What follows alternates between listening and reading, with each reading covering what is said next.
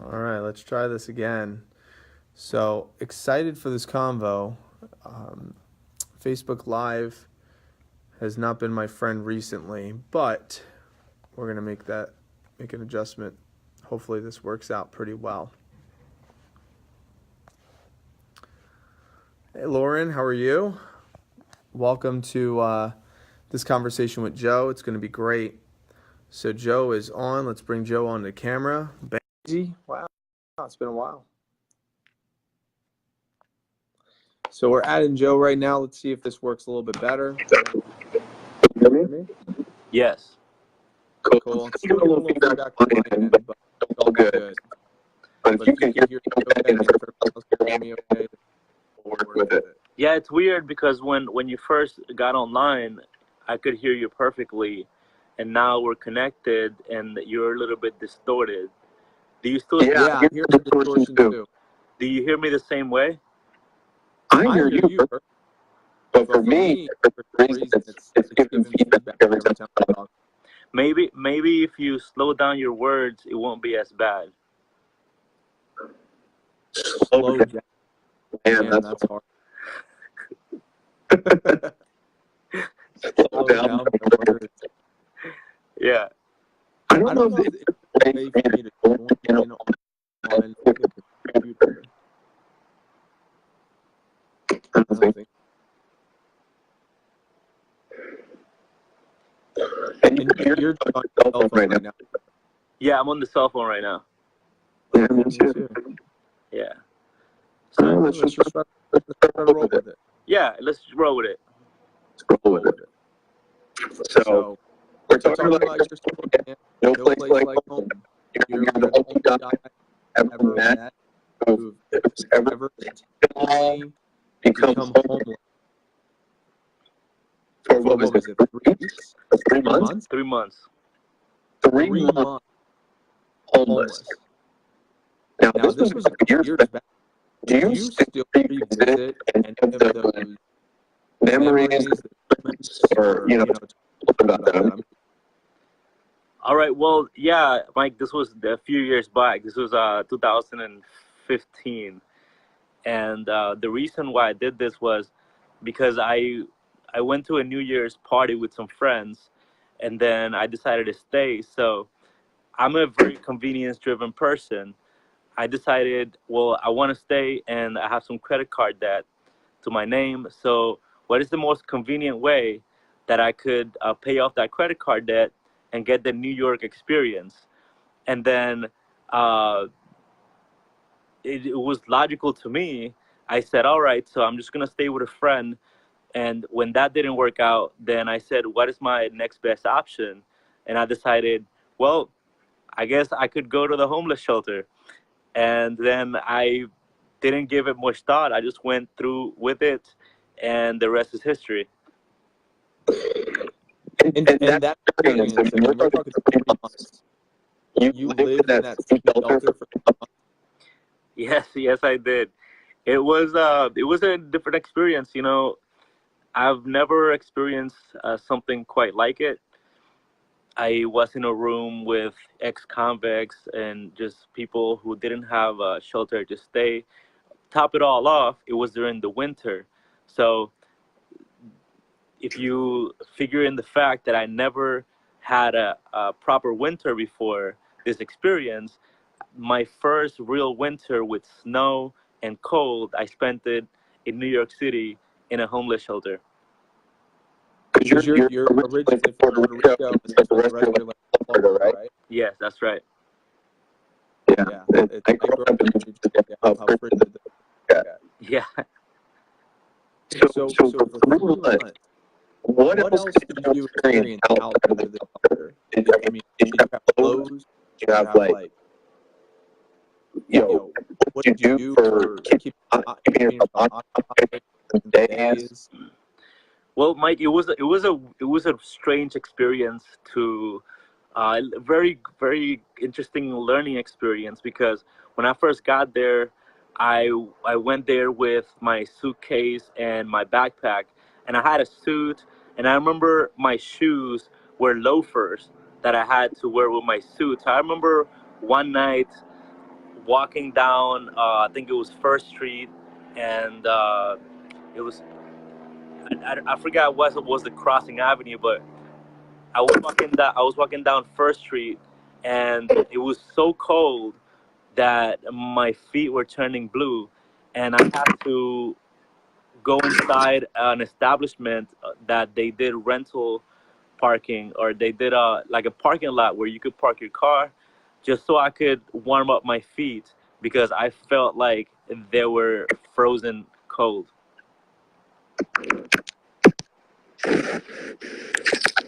I figured I'd plug in my headphones to see if that did anything different. Oh, so much better. Is it better now? Yes. And Alita, right? she She said said there's there some was audio audio issues. issues. Does Does that help a little bit on your end too? I hear you so much better now. Cool. Let's hope that works. So if I heard you right, all you had was some loafers. Yeah, I mean, I had 2 or 3 pairs of shoes, but my dress shoes that I had for job interviews and stuff was a pair of loafers, very thin leather loafers. So you imagine walking by the streets of New York in like 10-degree weather. It's not a very smart choice. Hmm. Were you able to get a job during those 3 months? In the beginning, I was not, and that was one of the things that almost made me quit. It was very hard getting a job in New York City, especially somebody like me who's essentially a drifter for the longest time. I didn't have a specific goal or career path in mind. I was basically just trying to get any type of job that I could. So for somebody like me at that point in time, there was really not a lot of things that I could do or I would stand to do. So when I realized I was not going to be able to get a job anytime soon, I called in a friend for a favor, and then I was able to get a job as an assistant manager at a restaurant in the north of Soho. Tell us that experience. So you worked out of the 3 months. You were working as an assistant manager of a restaurant for how long? I worked as an assistant manager for about 2.5 months. So the second month, I was moving out of my then friend's house and kind of enrolling into the homeless shelter, and that's when things started to dawn on me. I'm like, all right, so I have to get something done quick.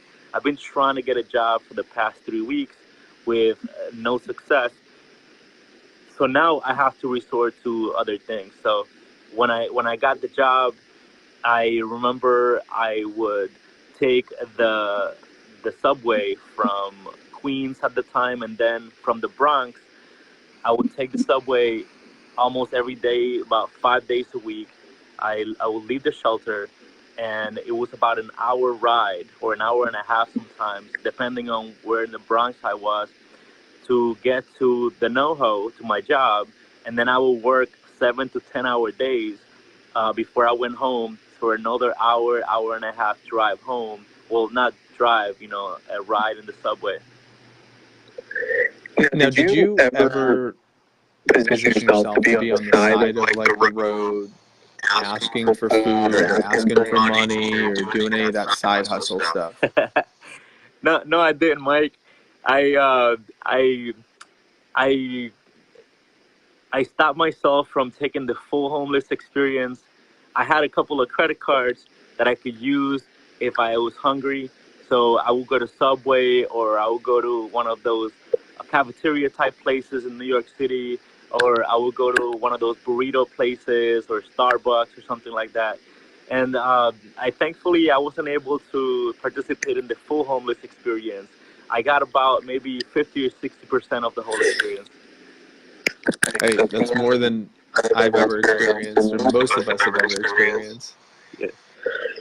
It was very curious for me because in the story it just doesn't explain the specifics, and I was very interested in that. Yeah, Mike. So Did you meet some people when you were there, I'm assuming? did I meet some people inside the homeless shelter? Just through the experience that you connect with now, or that you were connected with, that kind of helped you transition into that process? Well, I had my friend Franco. He was there throughout the whole time. During this ordeal, I believe that Franco was inspired to move to New York City because of my adventure. So originally, he was the one to invite me out to New York City for a party. So we went out and we just wanted to see the ball drop in New Year's Eve. And then when I decided to stay, they decided to stay. And then they went back to Florida. But then when I stayed and with my persistence and perseverance, I think he saw that. And then they actually came back and got an apartment in New York City and just moved there. They're still living there till this day. That's great. Tell us about the perseverance aspect. I know when you were in your early teens, you were real much into the reggaeton scene, and you had an opportunity to perform for Ti, right? Yeah, what a joke, Mike. So, so I was about 15, and I had a couple of buddies of mine that we formed this little reggaeton group, and we had this producer producing us and helping us for free. And long story short, we made 3 songs together, and then we were gonna perform at this concert where Ti was gonna be headlining, and we were gonna be before him. And I think a week or two before this concert, there was a hurricane, and during the hurricane, the producer's studio got robbed. So that's the last I ever got, the closest I ever got to superstardom in the music industry. Hey, that's pretty cool though. That's early teens. What were you, like 15, you said? Yeah. That's cool. So what is Joe up to nowadays? So now that you're no longer homeless, you're no longer living in the city or in a shelter, what are you up to now? Yeah. Well, I'm glad you asked, Mike. Ever since I did this whole ordeal, I came back to Florida, and I kind of landed my dream gig. Was I would get paid to go collect signatures in different states and travel and just meet people all over the place. And then that actually afforded me to live out my next big goal, which was to travel to 30 countries before my 30th birthday. Now, it was June 22nd that I hit my 30th country to visit. It was Portugal. And then I came back to Florida. So ever since then, I've been healing and thinking about, because it took a huge toll on my body, all that traveling. Now I've been thinking about what is the next goal that I want to do. And I figured for this next year, I want to focus myself on building assets and not not doing a lot of unplanned activities that will just consume my bank account. What do some of those activities look like? Well, just networking in a smarter way, traveling in a more uh, like planning my travel first, and building some sort of asset to cover the travel. So right now, I'm either looking for a job that's remote, or some type of investment opportunity that I can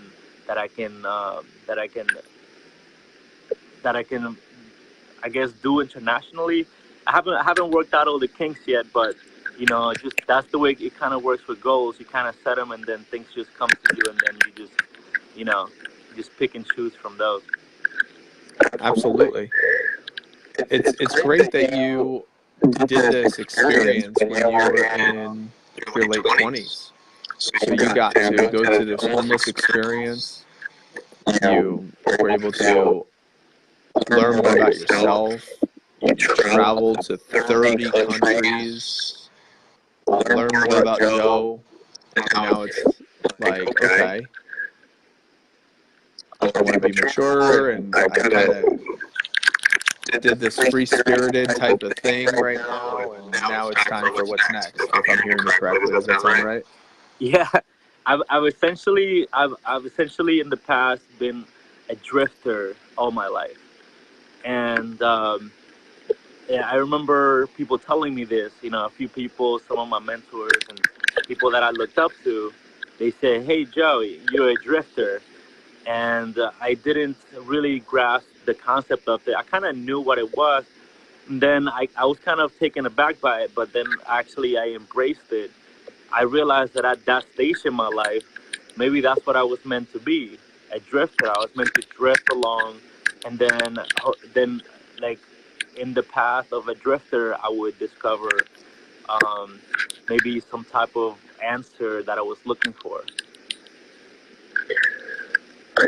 I love that you mentioned this because I got to lead to believe one or two people at least that are watching this that have a piece of them that are envious of the drifter courage that you have. Because many of us want to drift and want to just, I don't want to use the word escape. There's probably a better word than that, but like have a sense of variety to life. But they don't have the courage to actually experience that. And you did. What would you say to someone that says, I would love to have the courage to drift, to experience some variety, but I'm so concerned or nervous with the uncertainty that comes with that? Mm. Well, it's a complicated question, but I'm gonna try to give you the simplest answer I can, Mike. So, if for example, if you have children already, if you already started a family, then it's gonna be more complicated for you because you obviously got more responsibilities. If you have a career that you already started, that you're committed to, then obviously that poses more complications than somebody like me would be concerned. But what I would say is this: if you're in your 20s and or even in your early 30s, let's say you just turned 30 or so, and you really want to travel, you don't have a family, even if you have a career right now, here's the bottom line. Most people in the US are already in debt anyway. So the way I reasoned was this. I said, look, I'm gonna be in debt too, but I'm gonna be in debt doing something I love, not buying material things that I, let's say I buy a big screen TV or get in debt like trying to buy like a nice apartment that I'm gonna live in and not really experience much of life. I'd rather spend that credit card debt on a nice travel, interesting adventure, exploration, see the world, see Paris, see all of Europe, Central America, and then now I have stories to tell, and I'm not even deep in debt right now. So what I can say to that is, look, there are ways that you can go out and explore, and then let's say if you have to put it on a credit card to go out and do it, and then let's say I will, if you want to contact me, I could tell you, or there's some really affordable ways that you can go and travel. For example, there are resources like skyscanner.com or kiwi.com. They give you the cheapest price options that you can get for airline travel. And then you can use sites like Airbnb. And if you go to Europe or Central America or anywhere else in the world, they got these things called hostels where you can go in and stay in a dormitory type setting. I know that's a little off-putting for a lot of people, but for those of you who are still young, it's kind of fun, like being in an environment with people your age who are there to for the same thing you are, and everybody does respect each other. They're clean environments, and you get to experience more because now you have people to travel with. You're not by yourself alone in a brand new country. You actually have companions with you there that want to experience those travel adventures with you. And if you could do things differently than when you, like with what you know now, what would you do differently? How would you approach the travel, the uncertainty, the drifting? How would you approach that maybe differently if you could go back in time? Man, I don't think I could have done it any differently, Mike. The reason being is, I was a product of my experience, my life, my past, my parents, my upbringing. and all those things. At this point, I only knew as much as I did. But I tell you what, to answer your question though, if I did know everything I know now, I could have saved a lot more money. Um, as far as I would have probably, I don't know. I don't know the answer to that question, Mike. If you were 18 to 22 and set up an asset vehicle that was able to create some level of cash flow before your travels or before those experiences, could that have offset some of the, I don't know, maybe challenges or the debt? Absolutely, absolutely. It would have. Now, if I would have had somebody to mentor me back then and show me how to do that, then that would have been an ideal situation. But at that time in my life, that wasn't the case. So I did with what I could, and I made do. I saw in the story you put that you found network marketing at 21. Mm-hmm. Because some people in network marketing do create that cash cow in that late teens, early 20s. Could you have approached that in a way that maybe could have created that for you, or was that too late in the game? Or No, I think it was certainly possible. I just, you know, like I think that the type of person I was and my goals, and um, I was very scattered. I wasn't able to focus in order to do something like that. My intention was on more on flirting and meeting girls, other than going out there and creating passive income. I said I wanted to create passive income. I I I thought I was working hard, and I worked really really hard at that network marketing business, but I didn't have the knowledge um, that that I that I needed at that time in order to make my work effective, in order to create that cash cow. And it's interesting. Network marketing is a very interesting field, because it's a lot of hard work, and it's also I would say like this: it's you have to create a big network of people, and either you already have one or you have to create it. And to create a big network of people, it takes a long time. You have these people that are overnight successes in network marketing. The reason being, I believe, that they already have an established network of people. They have friends, family, coworkers in different industries, and they're already a connector. They're already somebody who's a salesperson, a connector, and motivator. They have all these tools already at their disposal. So whenever they get into the industry, it's just a perfect fit. But just like anything else, any other career out there, there is a perfect fit for everybody. And just some people are meant to do that network marketing. Not everybody's meant to do that type of industry. Not everybody's a networker. Not everybody's a connector. Not everybody's a salesman. yeah, and I agree with that. What a great skill to learn early in life. Yeah. So even if someone's not good at it, just the chance to learn from those people who are good at it and get that experience, to know what they are good at it, what they're not good at it. And I would say with what you said, some people have resources, and then some people need to be resourceful. Mm. And sometimes people that have those resources aren't very resourceful.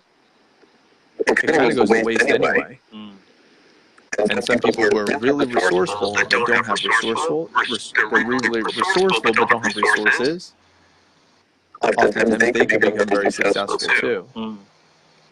And that's what's really nice about you, is because you didn't necessarily have the resources, but you still have the courage, you still have the willingness to embrace uncertainty.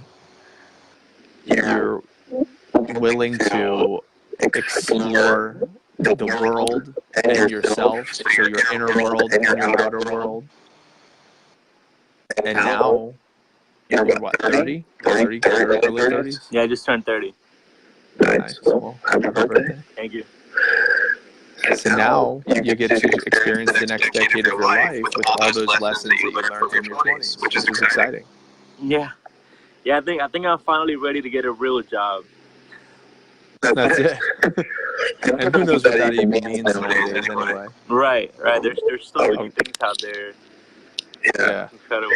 So if somebody heard your story and heard this conversation, and if someone like picked up a book and they saw your story here, No Place Like Home, chapter 2, and they wanted to get in contact with you, maybe they're in their late teens and early 20s, or they're kind of in that drifter mode, or they hear this and they're inspired and they're saying, I'd like to travel to 30 countries. I'd like to experience what Joe got to experience. What would be the best way for them to get in contact with you? Well, you can contact me on my Facebook, which is facebook.com/josias.andujar, or Josiah. It's actually Josias Andujar altogether. Or you can find me if my information is on the book, or you can contact me on my email at josiasandujar@hotmail.com. So I don't know if that is mirror image or... It's mirror image, yeah. Yeah, I mess those up all the time. Yeah. Good. Yeah. So Mike, one more thing I wanted to say. So please, I'm proposing I have a challenge, 2 challenges going on this month actually. One is the social media freedom challenge, where you free yourself of social media for as long as you can. You know, like I started this challenge. I'm trying to develop a plan so that I can do it for the whole year.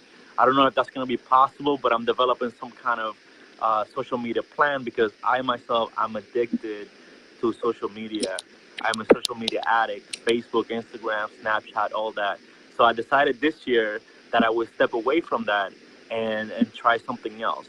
And the second thing is that I encourage everybody to do is I read a tape by I was listening to a guy named Joe Dispenza, and then he talks about how people are able to heal themselves with thoughts, because if you can make yourself sick through thought, then you can also heal yourself through thought. So the challenge for January is to create and work on creating one positive emotion per day. So, for example, yesterday was happy, and today is contentment.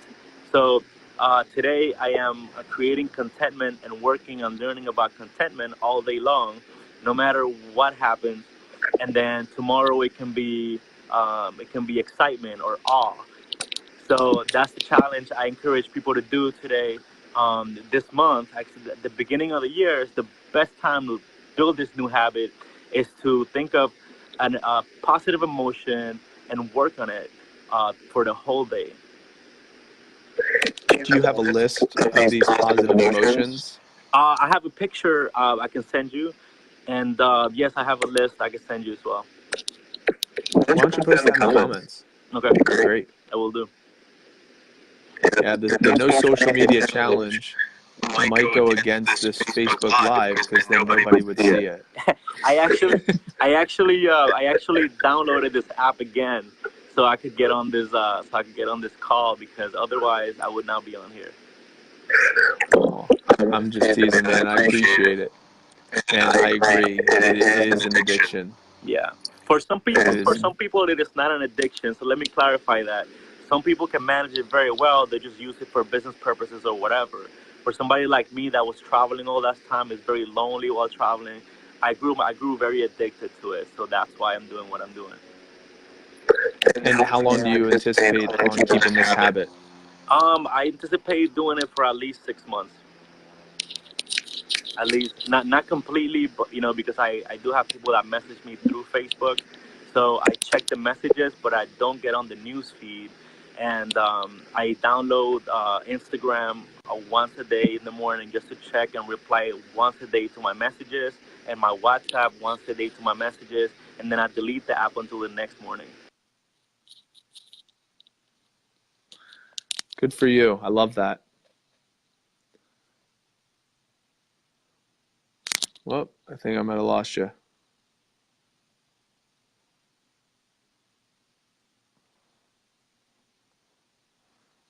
So, looks like Joe froze. I don't know if it's Joe that froze or if I froze.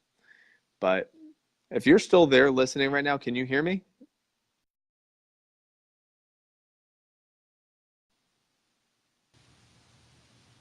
Okay. Well, Joe is gone. So hopefully you could still hear me right now. Okay, awesome. So that was Joe Man. He delivered an awesome story called No Place Like Home, and I love that. I ran out of battery on my phone. So, well, I definitely appreciate you, Joe, for joining in. Thank you so much for your engagement and your vulnerability to kind of share your story and your experience and everything. What a cool, what a cool story and cool experience. 30 countries before he was 30 years old, and he hit his 30th country of Portugal. I love that. So we'll post up in the comments Joe's his two challenges for social media, and he also posted his positive emotion challenge for each day. And if you're interested, we're doing right now the Mr. Thank You Guy challenge from John Israel, which is the goal is to do 5 thank you cards a day for 30 days, which is 150 thank you cards. That's like the climax, but you could do 1 a day, you could do 5 a day, you could do 2 a day. It's your choice. So sending those gratitude messages, which is pretty awesome. So thank you so much for your energy. If you liked this conversation, I think you'll really like the next one. The next one is going to be Friday morning at 8 a.m. That's going to be with Andrew Bayonne. And he submitted a story in the Real Stories, Real People, the weight loss book, and he reduced his body fat percentage some crazy, ridiculous amount, and is really passionate about the health industry. And his chapter of his book was Fit Mind, Fit Body, Fit Life. I really think you'll love it. So join me on Friday morning at 8 a.m. And I look forward to serving all of you. So hopefully you got some value, and we'll look forward to chatting with you soon. Have a good one. Stay good.